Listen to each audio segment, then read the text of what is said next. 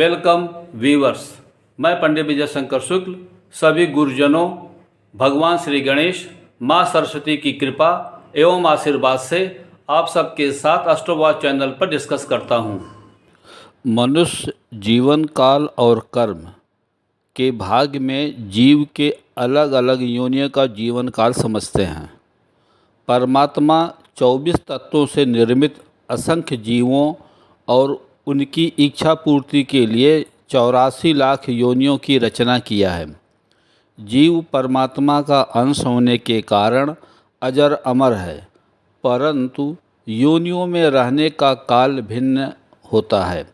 जीव 3 निकायों, पंचकोश, पंच प्राण और पंच महाभूत तत्वों तथा सप्त धातुओं से मिलकर निर्मित योनि धारण करता है। 3 निकाय स्थूल, सूक्ष्म, कारण है। पंचकोश अन्नमय, प्राणमय, मनमय, विज्ञानमय, आनंदमय हैं। ये पांचों कोश आपस में इंटरलिंक्ड होते हैं। अन्नमय कोश को स्थूल शरीर और अन्य 4 कोश अर्थात प्राणमय, मनमय, विज्ञानमय, आनंदमय से निर्मित शरीर को सूक्ष्म शरीर कहते हैं। जीव सूक्ष्म शरीर के साथ कर्मानुसार इच्छा पूर्ति के लिए पसंद के माता पिता द्वारा रचित स्थूल शरीर में प्रवेश पाता है, तो उस योनि में उसका जन्म लेना होता है और स्थूल शरीर क्षीण, रोग, दुर्घटना, किसी के द्वारा हत्या होने पर उसको छोड़कर कारण शरीर धारण करता है। जीव का सूक्ष्म शरीर से स्थूल शरीर में आना और फिर कारण शरीर में जाना, ऐसा आवागमन सतत चलता रहता है।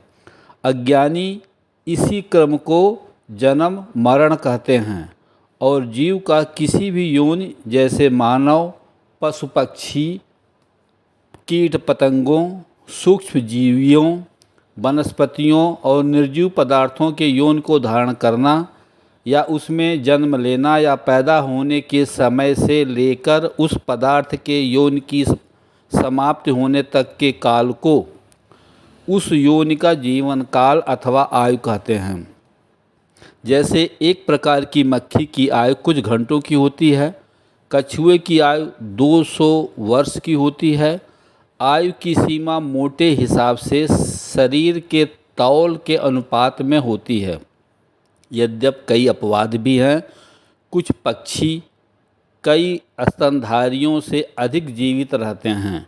कुछ मछलियाँ 150 से 200 वर्षों तक जीवित रहती हैं, किंतु घोड़ा 30 वर्ष में मर जाता है। वृक्षों की रचना भिन्न होने से उनकी आयु की कोई मर्यादा नहीं है। अमेरिका में कुछ वृक्षों को गिराने के बाद उनके वार्षिक वलयों से पता लगा कि वे 2000 वर्षों से भी कुछ अधिक वय के थे। अमीबा तथा अन्य प्रोटोजोआ ने अपने जीवन काल पर विजय प्राप्त कर ली। 1 से 2 में विभक्त होकर प्रजनित होने से इन्होंने आयु की सीमा को लांघ लिया है। इनकी अबाध जीवन धारा के कारण इन्हें अमर भी कहा जाता है, परंतु उन्नत वर्ग के प्राणियों में जीवन का अंत टालना असंभव है, इसलिए उन सभी की आयु सीमाबद्ध है। मनुष्य का जीवन काल कलयुग में 100 साल है, जबकि द्वापर में 1000 साल, त्रेता में 10,000 साल और सतयुग में 1 लाख साल आंका गया है। पिछले कई वर्षों में कई कारणों से मनुष्य का महत्तम काल तो अधिक नहीं बढ़ पाया है, किंतु औसत आयु बढ़ गई है। मेडिकल साइंस की मदद से बच्चों की मृत्यु दर काफ़ी कम हुई है। बुढ़ापे के रोगों में विशेषकर धमनियों के कड़ी हो जाने की चिकित्सा में सफलता नहीं मिली है। आनुवांशिकता और पर्यावरण का आयु पर बहुत प्रभाव पड़ता है। यदि प्रसव के समय की मृत्युओं की गणना न किया जाए तो पुरुषों की अपेक्षा स्त्रियां अधिक समय तक जीवित रहती हैं। यह भी निर्विवाद है कि दीर्घजीवी माता पिता की संतान साधारणतः दीर्घजीवी होती है। स्वस्थ वातावरण में प्राणी दीर्घजीवी होता है।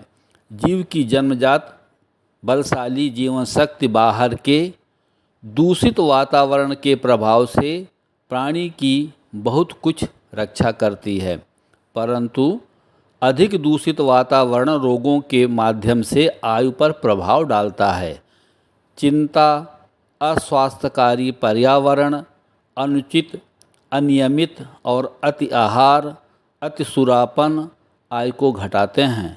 100 वर्ष से अधिक काल तक जीने वाले व्यक्तियों में से अधिकांश लघु आहार करने वाले हैं।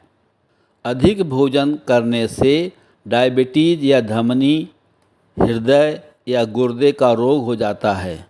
कुछ रोगों से मनुष्य समय के बहुत पहले बुढ़ा लगने लगता है। प्रोजीरिया नामक रोग में तो बच्चे भी बुढ़ों की आकृति के हो जाते हैं, परंतु सौभाग्यवश यह रोग बहुत कम होता है। कुछ रोग विशेषकर बुढ़ों में होते हैं। इनमें से प्रधान रोग हैं डायबिटीज़, कर्कट और हृदय, धमनी तथा वृक्क के रोग। बचपन और युवा अवस्था के रोगों में से न्यूमोनिया बहुधा बूढ़ों को भी हो जाता है और साधारणतः उनका प्राण ही ले लेता है। 84 लाख योनियों में हर योनि का जीवन और बौद्धिक क्षमता का स्तर अलग अलग होता है और मनुष्य योनि में भी मनुष्यों का जीवन एवं बौद्धिक क्षमता का स्तर एक जैसा नहीं होकर अलग अलग होता है। यही कारण है कि जीव अपनी इच्छा की पूर्ति बार बार उसी योनि में करता रहता है। जीव एक योनि से दूसरे योनि में जन्म तब पाता है जब अपनी योनि के अंतिम काल में दूसरे योनिधारी जीव में आसक्ति या उसकी जैसी बौद्धिक क्षमता और प्रवृत्ति होने पर उसी योनि में जन्म पाता है। भागवत में एक जड़ भरत की कथा और दूसरी कथा सतयुग में भगवान शिव एवं माता पार्वती की पुत्री अशोक सुंदरी के पति राजा नहुष का देवताओं के राजा इंद्र बने, परंतु कर्म के खेल में सप्तऋषियों द्वारा श्रापित होकर अजगर योनि में जन्म पाया और श्राप्त मुक्ति के उपाय अनुसार स्वयं के वंशज राजा पांडु और कुंती पुत्र भीम द्वारा अजगर योनि से मुक्ति मिली। महाराज नहुष के उत्थान और पतन दोनों दृष्टांत द्वारा योनि परिवर्तन समझते हैं। परमात्मा ने सभी जीवों को जीवन काल तक जीवित और इच्छा पूर्ति का अधिकार दिया है। सभी योनियां एक दूसरे पर आश्रित हैं और मनुष्य ही कर्म करते हुए स्वयं और अन्य जीवों का पालन पोषण करता है। मनुष्य वैरायटी ऑफ द फील्ड में वेरियस लेवल के पोस्ट जैसे एग्जीक्यूटिव, मैनेजमेंट, सुपरवाइजरी और लेबर में अपॉइंटमेंट लेकर कार्य करता है। मनुष्य को अपने स्थूल और सूक्ष्म दोनों शरीर के पोषण और उन्नति के लिए कार्य करते हुए जीवन काल व्यतीत करना चाहिए। भौतिक शरीर के सस्टेनेंस और डेवलपमेंट के लिए भौतिक पदार्थ की ज़रूरत होती है। उनकी उत्पत्ति और प्राप्ति के लिए कर्म के साथ धन, दौलत और वैभव की ज़रूरत होती है और इसी को अर्थ और काम के क्षेत्र में कार्य करना कहते हैं। Healthy mind is healthy body और good health is the good wealth के प्रिंसिपल को फॉलो करना चाहिए। इसके लिए हेल्दी स्लीप और जल्दी उठकर नित्य कर्म के बाद पूजा पाठ और regular exercise, timely healthy diet आवश्यक है। आज के युग में हर कंट्री का गवर्नेंस सिस्टम अलग अलग है। भारत देश में सेंट्रल और स्टेट का संघीय ढांचे में रहकर president, vice president, prime minister और मिनिस्टर्स, और स्टेट में गवर्नर और चीफ मिनिस्टर और मिनिस्टर सभी देश और राज्य को चलाते हैं। इसके अलावा न्यायिक, medical, science, engineering, education, research and development, defence, police, finance, industries के क्षेत्र हैं। इन सभी क्षेत्रों में कार्य अलग अलग स्तर के होते हैं और उनको करने वाले मनुष्यों का स्तर भी उसी तरह का होता है। सभी पदों को मनुष्य ही होल्ड करते हैं। अतः स्पष्ट है कि मनुष्य योनि को कर्म भोगने के लिए इसी योनि के स्तर के अनेकों क्षेत्र एवं उसी में अनेकों पद हैं। सूक्ष्म शरीर के पोषण और उन्नति के लिए धर्म और मोक्ष के क्षेत्र में कार्य करना चाहिए। प्रतिदिन नित्य कर्म के बाद नियमित पूजा पाठ, भजन कीर्तन, ध्यान योग, प्राणायाम, जीवों पर दया करने और निःशुल्क करवाने से होता है। इसके अलावा गुरुजन, साधु, सन्यासी, श्रेष्ठ लोग, वृद्ध लोगों की सेवा, सम्मान और आदर समाज का उत्थान और कल्याण करने से होता है। भगवान के पूजा पाठ और अनुष्ठान से अर्जित धन दौलत का उपयोग अपने जीवन यापन के लिए करने के बजाय समाज कल्याण और उत्थान में लगाने से सूक्ष्म शरीर का विकास होता है। इस जन्म में अपनी स्थिति को समझें और अगला जन्म के उत्थान के लिए सूक्ष्म शरीर का विकास करें। परमात्मा सभी जीवों की इच्छा पूर्ति और कल्याण के लिए ब्रह्मांड में अनेकों देव देवियाँ के रूप में विराजमान होने के साथ साथ जीव के शरीर के भीतर सूक्ष्म रूप में वास करता है। पूजा पाठ, भजन कीर्तन, ध्यान योग से शरीर में व्याप्त देव ऊर्जा को शक्ति ब्रह्मांड में विराजमान देव देवी की शक्ति से मिलता रहता है।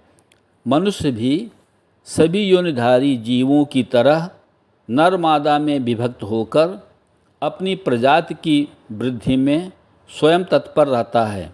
अपने को असफल पाने पर परमात्मा के किसी एक रूप की पूजा या मेडिकल ट्रीटमेंट या प्राणायाम के माध्यम से शरीर की पुष्टि करके सफलता पाते हैं। इस तरह आपने समझा कि सभी जीव अपनी योनि में बार बार जन्म लेते हैं, परंतु विकसित होकर अपने से सुपीरियर योनि में जन्म लेने की इच्छा रखते हैं। ऐसा जीव के लिए संभव हो पाता है जब वह इच्छित योनि की शारीरिक, मानसिक और बौद्धिक क्षमता प्राप्त कर लेता है। सभी जीव मनुष्य योनि में जन्म लेना चाहते हैं क्योंकि मनुष्य योनि सभी योनियों में श्रेष्ठ होता है। मनुष्य अपने आत्मा को ब्रह्म के साथ एकीकरण करके जन्म मरण के चक्र से मुक्ति पाना अर्थात मोक्ष चाहता है। उसको 6 दोष काम, क्रोध, लोभ, मद, मोह, मत्सर से मुक्ति पाने पर भगवान विष्णु के बैकुंठ के 6 द्वार पार करके बैकुंठ में वास हो जाता है। यह भगवान विष्णु की कृपा से होता है। जीव वहाँ भोग योनि में रहता है। पुण्य क्षीण होने पर और पुनः दूषित इच्छा जागृत होने पर उसकी पूर्ति के लिए कर्म करने के निमित्त भूलोक के श्रेष्ठ योनि मनुष्य में जन्म लेता है। बैकुंठ में 7 द्वार पार करने के बाद भगवान विष्णु का दर्शन मिलता है। बैकुंठ के 7वें द्वारपाल जय विजय को भगवान विष्णु का परम भक्त का कृपा पात्र होकर द्वारपाल होने का अहंकार को नष्ट करने के लिए चारों बाल ऋषि सनत, सनातन, सनंदन और सनत कुमार के माध्यम से जय विजय को श्राप 3 बार भूलोक में आना और हर बार भगवान विष्णु द्वारा मुक्ति पाने की कथा जग विदित है।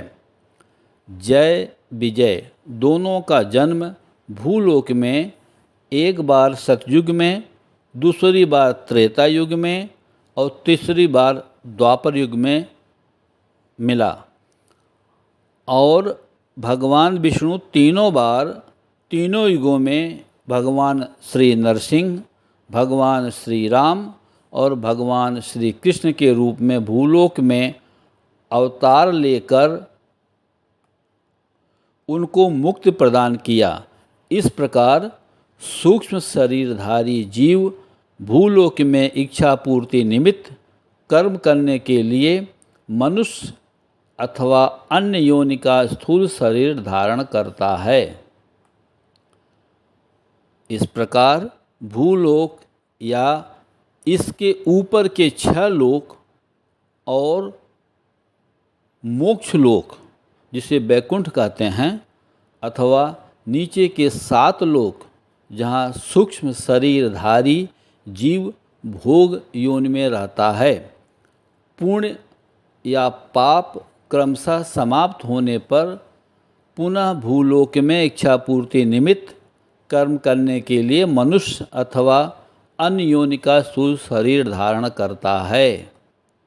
प्रिय दोस्तों नमस्कार। मुझे आशा है कि मेरी यह लेटेस्ट पब्लिश्ड वीडियो आप सबको बहुत पसंद आई है। अतः घर में बैठकर इस वीडियो का आनंद लेने के बाद मेरे प्रयास को काइंडली लाइक और कमेंट्स करें तथा अपने नियरेस्ट एंड डियरेस्ट को शेयर करें।